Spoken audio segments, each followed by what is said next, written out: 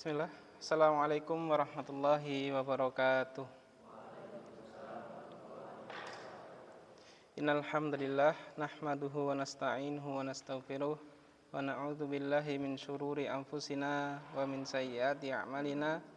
Man yahdihillahu fala mudhillalah wa man yudlil fala hadiyalah. Asyhadu an la ilaha illallah wahdahu la syarikalah wa asyhadu anna Muhammadan abduhu wa rasuluh la nabiyya wa la rasula ba'dah. Ya ayyuhalladzina amanu taqullaha haqqa tuqatih wa la tamutunna illa wa antum muslimun. Ya ayyuhan nasu taqu rabbakumul ladzi khalaqakum min nafsin wahidah wa khalaqa minha zawjaha wa batha minhuma rijalan katsiran wa nisaa'a wattaqullaha alladzi tasaaluna bihi wal arham innallaha kana 'alaikum raqiba. Ya ayyuhalladzina amanu taqullaha wa qulu qawlan sadida yuslih lakum a'malakum wa yaghfir lakum dzunubakum wa may yuti'illaha wa rasulahu faqad faza fawzan 'azima. Amma ba'd. Bagaimana kabarnya antum? Sehat? Jadi minggu kemarin siapa yang ngisi? Ustaz Yusuf. Oh.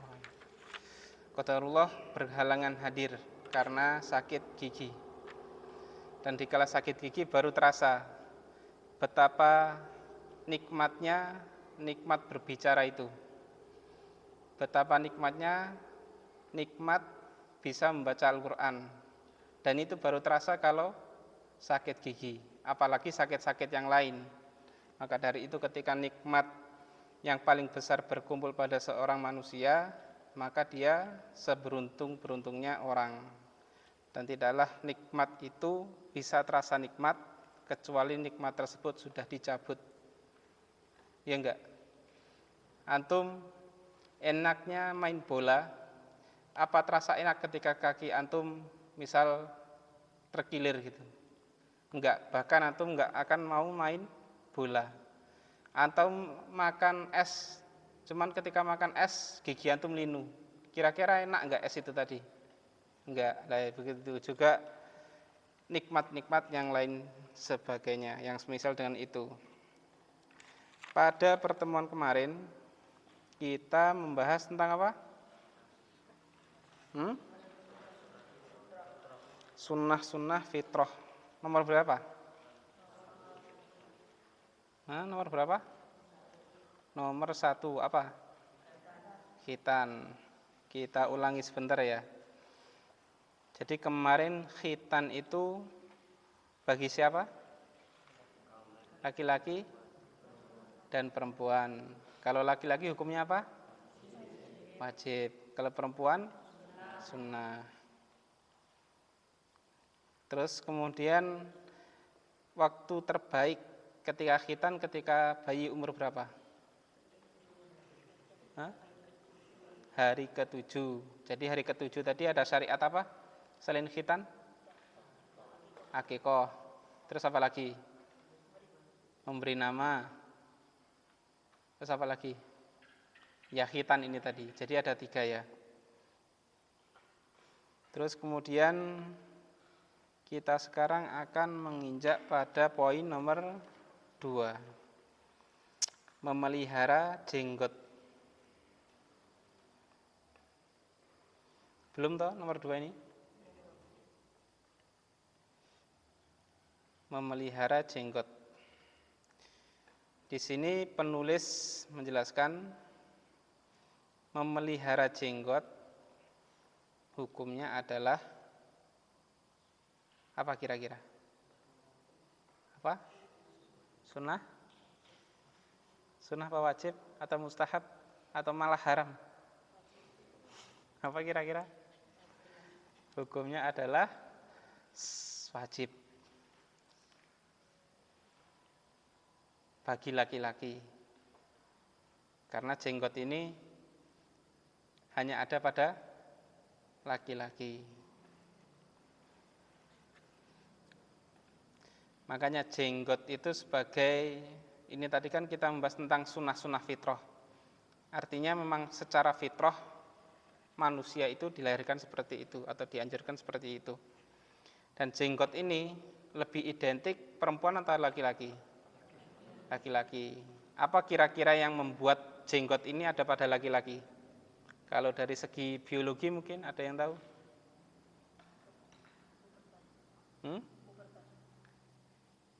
Yang lebih condong ke laki-laki. Kan perempuan meskipun pubertas enggak jenggotan. Itu lebih pada hormonnya ya. Jadi kalau laki-laki itu kan ada hormonnya sendiri. Makanya kayak maskulin, sifat-sifat seperti itu ada pada laki-laki, terlebih jenggot ini. Nah sebaliknya kalau wanita enggak punya, karena dia lebih sifatnya feminim, makanya enggak akan antum temui jenggot pada perempuan. Dan ini menunjukkan bahwa jenggot itu tanda wibawa seorang laki-laki.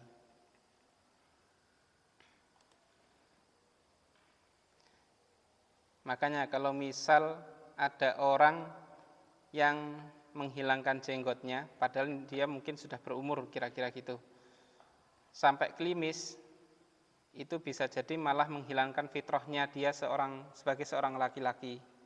Karena laki-laki ya tadi itu, sesuai fitrahnya, jenggot itu tumbuh. Jadi kalau jenggotnya malah dipangkas, itu menyalahi fitrahnya sebagai laki-laki. Di sini tadi dijelaskan memelihara jenggot adalah hukumnya apa? Wajib. Nanti kita akan kupas satu persatu. Kenapa kok bisa dibilang wajib? Dan haram dicukur sampai bersih. Dan haram dicukur sampai bersih.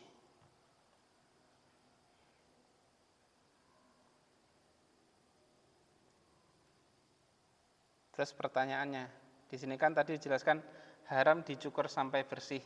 Berarti kalau dicukur tapi enggak bersih enggak apa-apa berarti saja. Kira-kira gitu enggak? Hah? Kalau dari tulisan ini berarti gitu. Kan ini tadi dijelaskan haram dicukur sampai bersih. Berarti kalau dicukur tidak sampai bersih, tidak mengapa. Iya toh? Coba nanti kita akan bahas lagi. Sehingga nanti akan ditarik kesimpulan bahwasanya jenggot ini hukumnya gimana, terus hukum mencukurnya itu gimana, atau hukum merapikannya bagaimana. Di sini penulis menjelaskan bahwasanya dicukur sampai bersih itu karena mengubah ciptaan Allah.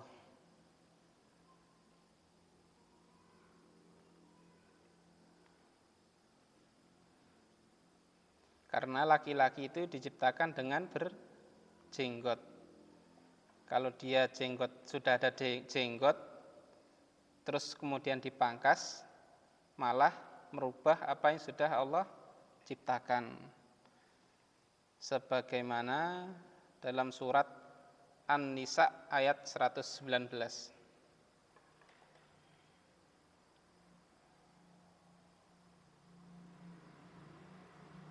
Ada yang bisa carikan An-Nisa ayat 119. Yang dapat silahkan dibacakan.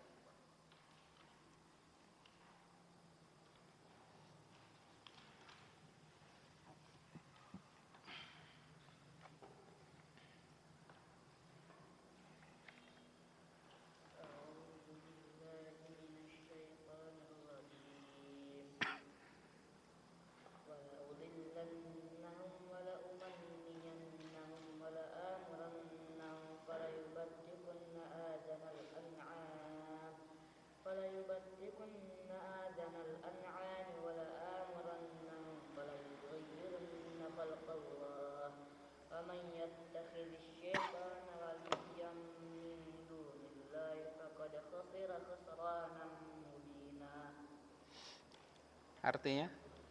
Dan pasti akan kusesatkan mereka dan akan kubangkitkan angan-angan kosong pada mereka dan akan kusuruh mereka memotong telinga-telinga binatang ternak, lalu mereka benar-benar memotongnya, dan akan aku suruh mereka mengubah ciptaan Allah, lalu mereka benar-benar mengubahnya. Barang siapa menjadikan setan sebagai pelindung selain Allah, maka sungguh dia menderita kerugian yang nyata. Di sini kira-kira yang berbicara seperti itu siapa? Siapa? Dan sungguh aku akan memerintahkan mereka, menyesatkan mereka. Kira-kira yang bicara ini siapa? Hah? Allah. Masa Allah yang menyesatkan? Hah? Iblis. Jadi iblis itu bahkan di dalam Al-Quran dijelaskan ya, bahkan di apa momentumnya itu sampai dibukukan dalam Al-Quran. Wal amuron nahum. Perhatikan yang ayat yang itu, yang wal amuron nahum falayughayyirunna khalqallah. Dan sungguh. Jadi lam di sini itu bukan lam yang artinya tidak ya. Kalau dalam surat Al-Kafirun, gimana yang menunjukkan lam yang artinya tidak? La a'budu ma ta'budun. La-nya kan panjang. Nah, kalau di sini pendek. Kalau yang ketemu ayatnya coba dilihat ayatnya. Wala amuron nahum. Ini artinya lam mutakkid. Jadi lam yang artinya untuk penekanan. Dan sungguh aku akan memerintahkan mereka mengubah ciptaan Allah. Fala yughayyirunna, lalu mereka benar-benar mengubahnya. Jadi misi setan itu selain menyesatkan juga memerintahkan manusia untuk mengubah ciptaan-ciptaan Allah. Dan di sini pentingnya belajar bahasa Arab. Kalau dalam surat Al-Kafirun tadi la a'budu ma ta'budun artinya apa? Apa artinya? Hah? La a'budu ma ta'budun. Hah? Tidaklah aku menyembah apa yang kamu sembah. Jadi la di sini kan artinya tidak. Cuman kalau misal coba dibaca lamnya pendek. La a'budu ma ta'budun. Artinya apa kira-kira? Dan sungguh aku akan menyembah apa yang kamu sembah. Artinya berbalik atau enggak itu? 180 derajat berbalik. Jadi panjang pendek dalam Al-Quran, dalam bahasa Arab itu sangat penting yaitu. Artinya sangat beda jauh sekali. Terus contohnya misal la in syakartum la azidannakum. Artinya apa? Apabila kalian bersyukur, maka aku akan tambah nikmat. Coba shinnya itu dipakai sin biasa. La in syakartum la azidannakum. Apa artinya? Kemarin sudah kita jelaskan di kelas berapa ya kemarin? Kelas 7 ya. Apa artinya kemarin? Kalau la in syakartum pakai sin, apabila kalian bersyukur, maka aku akan tambah nikmat itu. Nah, sekarang diganti sin, la in syakartum. Nah, dan apabila kamu mabuk, maka aku akan tambah nikmat. Ya, gimana? Beda sekali toh. Sudah mabuk malah tambah lagi nikmat mabuknya. Jadinya bahasa Arab itu sangat penting ini. Panjang pendek, titiknya bahkan harokatnya juga harus diperhatikan. Di sini Allah tadi mengatakan wala amurannahum fala yughayyirunna khalqallah. Dan akan aku suruh mereka. Aku di sini artinya siapa tadi? Iblis. Mereka siapa mereka? Manusia. Mengubah ciptaan Allah. Lalu mereka benar-benar mengubahnya. Dan itu kejadian di masa sekarang. Bahkan mungkin di kalangan kita banyak bisikan-bisikan, enggak apa-apalah jenggot dipotong. Wong toh juga hukumnya mungkin sunnah atau gimana, masih diperselisihkan hukumnya. Kadang kan seperti itu. Jadi kalau dalam fikih itu nanti masih ada perinciannya. Memang perbedaan pendapat itu ada dalam fikih, cuman seperti yang dijelaskan Ustadz siapa kemarin yang di Asalam? Siapa yang ikut? Ustadz Abdul Rauf. Setiap perbedaan, setiap pendapat atau hadis yang dibawa itu pasti ada perawi-perawi yang menguatkan, saling menguatkan. Jadi tinggal dicari saja yang paling kuat. Jadi bukan berarti karena ada perbedaan terus kita cari yang paling cocok buat kita, cuman kita cari yang paling kuat, baru kita ikuti. Bukan kita cari untuk mendukung pendapat kita. Jadi tetap kita harus menuntun pada hadis tersebut. Kemudian di sini penulis juga menjelaskan kenapa haram dicukur sampai bersih.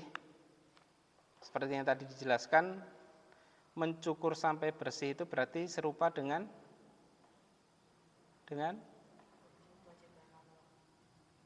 itu yang pertama tadi. Sekarang yang kedua, serupa dengan wanita. Kan wanita tidak berjenggot. Nah, kalau punya jenggot tapi dipapas habis berarti serupa dengan wanita. Dan di sini Rasulullah bahkan melaknat. La'ana Rasulullah sallallahu alaihi wasallam al-mutasyabbihina minar rijali bin nisa. Rasulullah telah melaknat kaum laki-laki yang berusaha menyerupai kaum wanita. Jadi intinya laki-laki menyerupai wanita ataupun sebaliknya itu juga mendapat laknat. Karena tidak sesuai dengan fitrah dia ketika dilahirkan.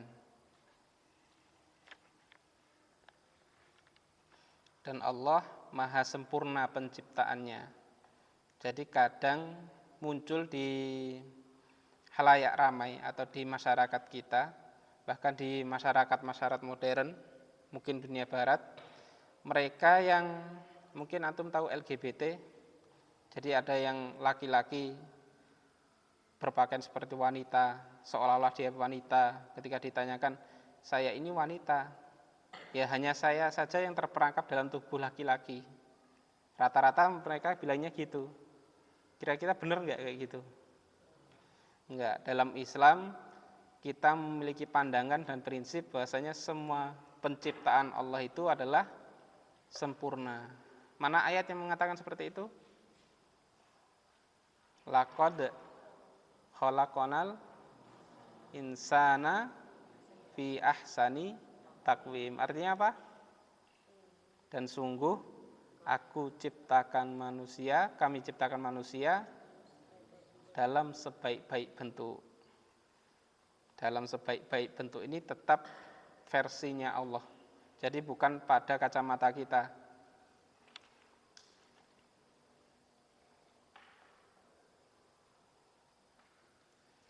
Kemudian kita bahas yang tadi. Tadi kan dijelaskan jenggot itu hukumnya apa? Wajib. Wajib ilmi. Wajib. Kenapa dibilang wajib? Banyak hadis dalam yang dijabarkan oleh sahabat Rasulullah yang memerintahkan manusia atau sahabat-sahabatnya untuk memelihara jenggot. Dan hakikat perintah itu bermakna kewajiban. Jadi semua perintah secara asal itu bermakna kewajiban. Adapun nanti misal kok akhirnya hukumnya ini sunnah atau mustahab, nanti ada perinciannya lagi. Cuman secara asal perintah itu hukumnya wajib. Dan di antara perintah itu adalah Rasulullah mengatakan juzzus syawariba wa arhul liha khaliful majusa. Pelihara, potonglah kumismu. Yang pertama, potonglah kumismu. Peliharalah jenggotmu. Atau dalam riwayat yang lain, biarkanlah, peliharalah, ya berarti biarkanlah jenggotmu. Dan tampillah beda dengan kaum Majusi. Dan kata-kata peliharalah atau biarkanlah ini mengandung makna bahwasanya entah sedikit atau banyak jenggot yang tumbuh itu dibiarkan saja, kita pelihara. Jadi kalau yang punya jenggot sedikit, ya tidak perlu pakai obat penumbuh jenggot, ya meskipun diperbolehkan oleh beberapa ulama, cuman menurut hadis tadi biarkan saja. Jadi biar tumbuh secara fitrahnya. Jadi yang nggak perlu repot-repot, wah jenggot saya sedikit, minder saya sama teman. Ya, makanya beli penumbuh jenggot, nggak usah sampai seperti itu, tinggal diramut aja, dirawat yang sedikit ini.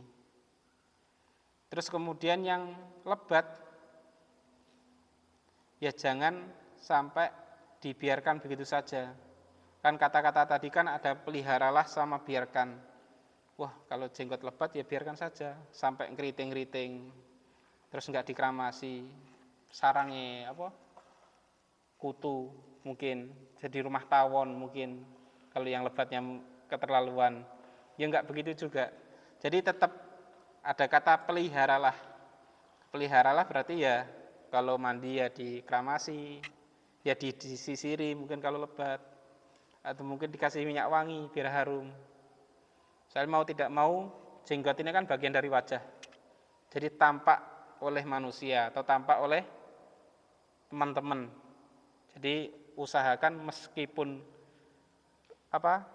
tampakkan bahwa antum ini tampan dengan jenggot, ya. Jadi jangan minder dengan jenggot, tapi tampanlah dengan jenggot. Kemudian hadis yang lain kurang lebih sama. Jadi beberapa hadis yang menerangkan hadis wajibnya memelihara jenggot ini rata-rata sama. Cuman yang atas tadi dari sahabat Abu Hurairah, yang di bawahnya dari Ibnu Umar. Beliau bersabda, Rasulullah bersabda, tampillah beda dengan kaum musyrikin. Kalau yang tadi kan tampillah beda dengan kaum majusi. Majusi ini apa? Penyembah api. Kalau di sini tadi tampillah beda dengan kaum musyrikin. Kalau musyrikin penyembah apa? Hah? Ya selain Allah. Benar, paling selamat itu jawabannya. Kemudian suburkanlah atau lebatkanlah jenggotmu. Dan pendekkanlah kumismu. Bahkan di sini bukan hanya biarkan, bukan hanya peliharalah, tapi suburkan, lebatkan.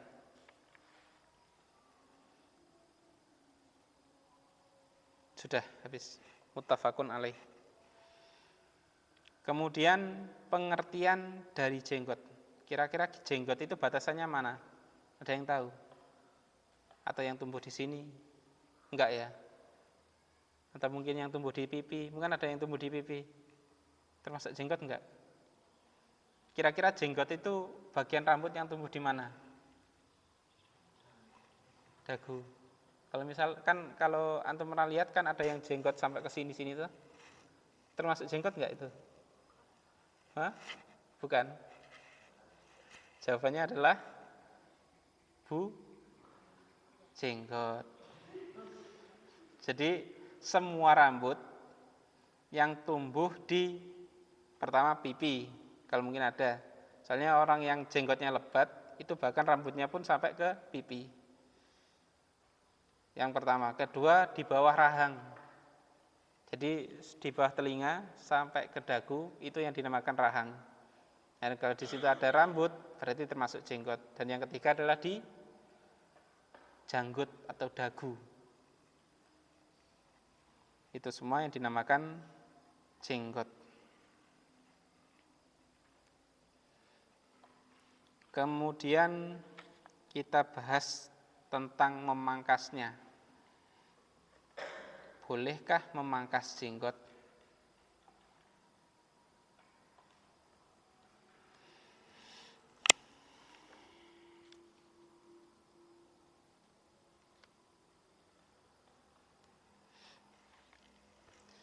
ada beberapa atau perbedaan pendapat. Dan ketika ada yang boleh memangkasnya datang dari perbuatan Ibnu Umar ketika beliau haji atau tahallul ihram. Beliau memangkas dan jenggot. Jadi digenggam jenggotnya, dipangkas bagian bawahnya sini. Jadi di bawah satu genggam tangan. Beliau memangkas jenggotnya seperti itu.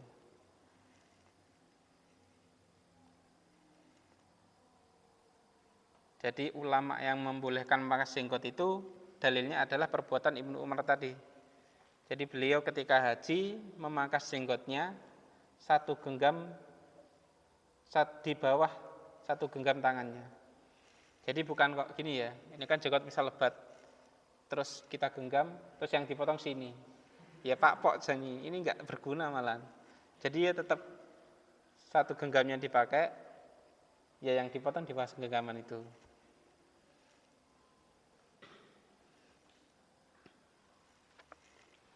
Cuman perbuatan Ibnu Umar ini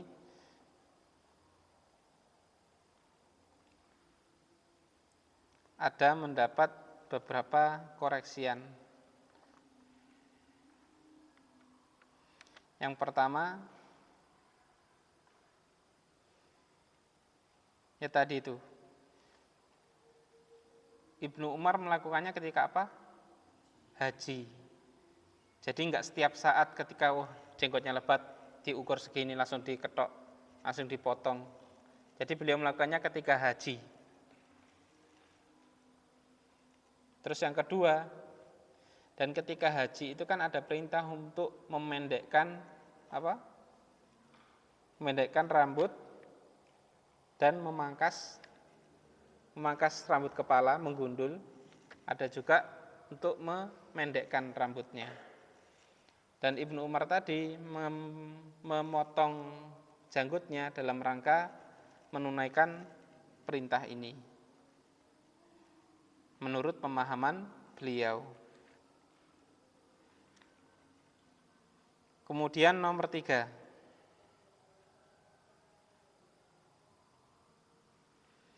Jadi Ibnu Umar ini ketika melakukan perbuatan memangkas jenggot, beliau juga membawakan hadis tentang perintah memelihara jenggot. Kan hadis kedua tadi kan dari sahabat Ibnu Umar. Ya. Dicatat tadi enggak yang dari sahabatnya? Itu kan dari Ibnu Umar. Beliau membawakan hadis bahwasanya Rasulullah juga memerintahkan untuk menyuburkan atau melebatkan jenggotmu. Dan di lain waktu Ibnu Umar juga memotong jenggotnya. Dan di sini ulama atau memberi bantahan bahwasanya ukuran kebenaran tetap pada hadis yang ia riwayatkan. Jadi ketika Ibnu Umar membawakan hadis ketika Rasulullah memerintahkan untuk memelihara jenggot, membiarkan jenggot, bahkan menyuburkannya, itu menjadi patokan. Meskipun Ibnu Umar tadi memangkas, tapi tetap titik baliknya adalah hadis dari Rasulullah tadi itu.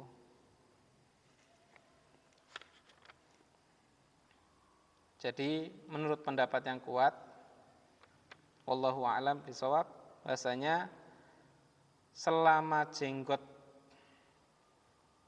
atau jenggot itu tadi hukumnya wajib dan wajib pula untuk memeliharanya.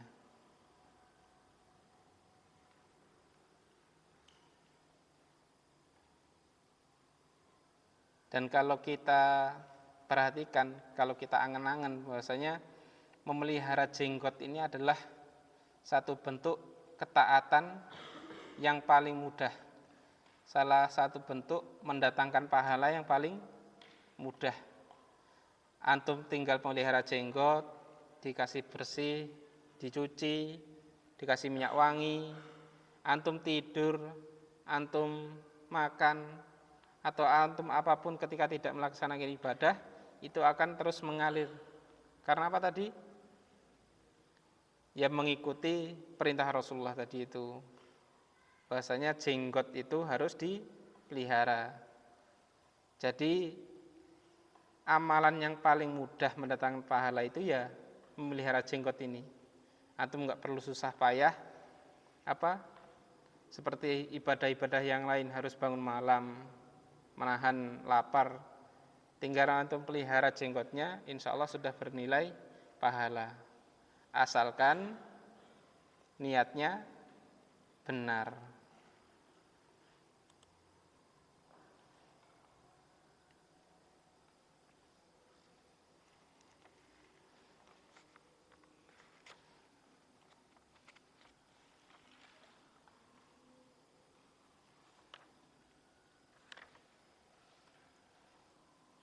Kemudian kalau misal ada yang tanya, atau mungkin dari keluarga antum ada yang tanya, kok jenggotnya nganu tole apa berantakan ngono tole, buat diketok, kira-kira jawabannya gimana nanti?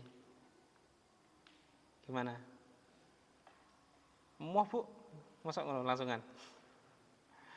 Kira-kira gimana jawabannya?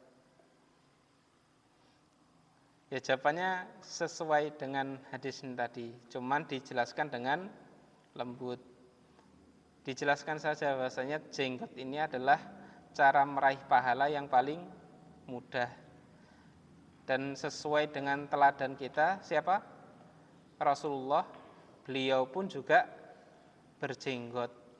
Maka masa kita sebagai umatnya yang dinanti-nanti ketika beliau sakit, yang ditanyakan siapa? Umatku, umatku. Terus kita yang mengaku sebagai umatnya nggak mau melaksanakan perintah Rasulullah, kan tidak etis juga. Maka dari itu memelihara jenggot ini adalah bentuk kecintaan kita kepada Nabi Muhammad SAW.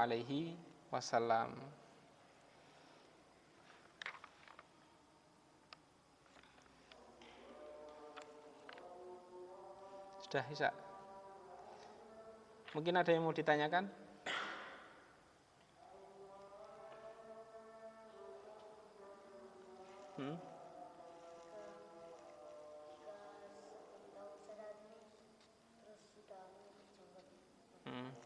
Jadi ada satu pedoman ya. Ketika ilmu itu belum sampai kepada seseorang, maka hukuman itu masih ditahan. Bahkan dalam sebuah ayat, tidaklah Allah menghukum suatu kaum ketika Rasul masih ada di situ, ketika Rasul masih hidup di tengah-tengah kalian. Itu menunjukkan bahwasanya ketika ilmu ketika belum sampai kepada seseorang, maka dia masih terbebas dari hukuman. Cuman beda lainnya kalau misal sudah ngerti ilmunya dan dia tidak melaksanakan, itu baru hukumannya berat. Terus pertanyaannya, wah kalau kita belajar terus malah hukumannya berat, ya malah mending gak usah belajar tuh Ustaz, mending gak usah tahu sekalian aja, jadi malah gak kena hukuman. Kira-kira gitu berarti? Gitu enggak? Jawabannya gimana? Kalau misal orang belajar malah hukumannya berat, ya mending aja nggak usah belajar, mending aja nggak usah tahu sekalian, biar nggak usah dihukum. Gimana kira-kira jawabnya nanti?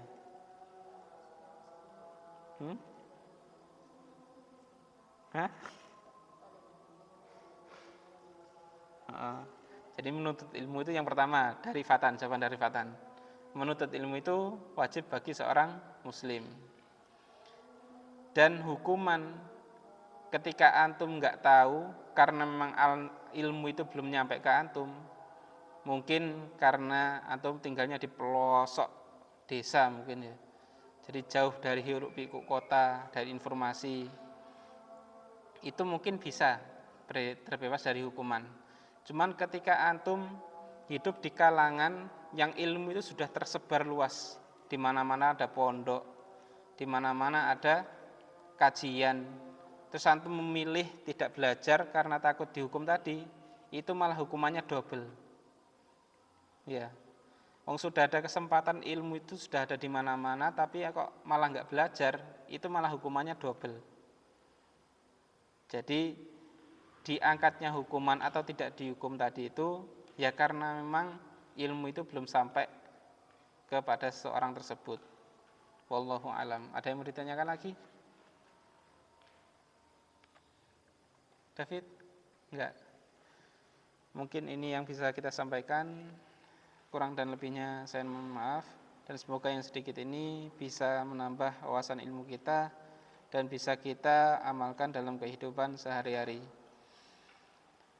Kita tutup dengan doa kafaratul majlis. Subhanakallahumma wa bihamdika asyhadu an la ilaha illa anta astaghfiruka wa atubu ilaik. Assalamualaikum warahmatullahi wabarakatuh.